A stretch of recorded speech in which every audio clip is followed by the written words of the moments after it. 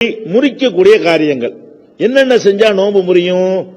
மூணே காரியத்தினாலதான் நோன்பு முறியுங்க. அதாவது சுபுகுல இருந்து சூரியன் மறைகிற மகரிபு வரைக்கும் நம்ம உண்ணக்கூடாது, சாப்பிடக்கூடாது.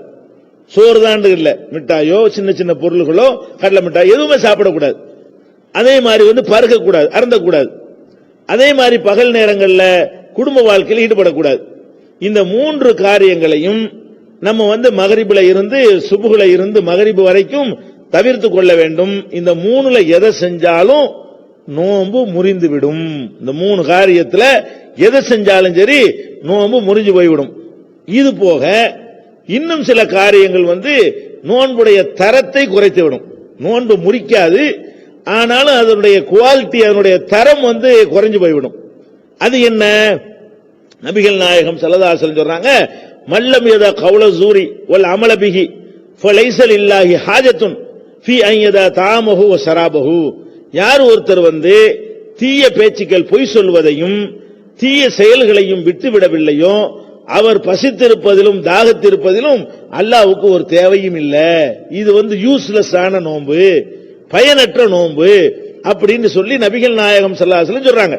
அதுல நோன்பு உள்ள காலத்துல மற்ற நேரத்தில் புறம் பேசி திரிஞ்சாலும், கோல் சொல்லி திரிஞ்சாலும், புழுகி திரிந்தாலும் ரமலான் மாசத்திலாவது அதுக்கு ஒரு கண்ட்ரோல் பண்ணணும். இந்த நோன்பு அதையெல்லாம் கண்ட்ரோல் பண்ணுவதற்கு தான் அல்லாஹ் கடமையாக்கி இருக்கிறான். அந்த வேலையை நம்ம செய்யணும், கவனமாக இருக்க வேண்டும். இன்னொரு இடத்துல நபிகள் நாயகம் ஸல்லல்லாஹு அலைஹி வஸல்லம் சொல்றாங்க, உங்கள்கிட்ட ஒருத்தன் சண்டைக்கு வந்தால் திட்டினா என்ன இருக்கு? நமக்கு அனுமதி இருக்குது.